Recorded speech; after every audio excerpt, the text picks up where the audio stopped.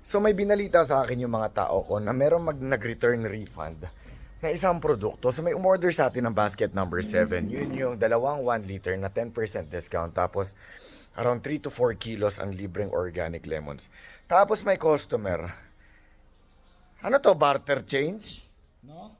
Binalik. So nag-return refund. Return refund is ibabalik mo yung item para ma-refund yung pera sa'yo.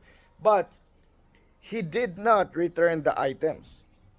Ang bumalik ganito, do you want to collaborate? Bossing, you have a business. Approach it in a business way and attack it the business way, no? You have 275 pesos na check na mga tao kung isang ganito.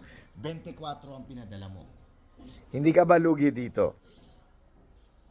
Do you want to collaborate? Just let me know.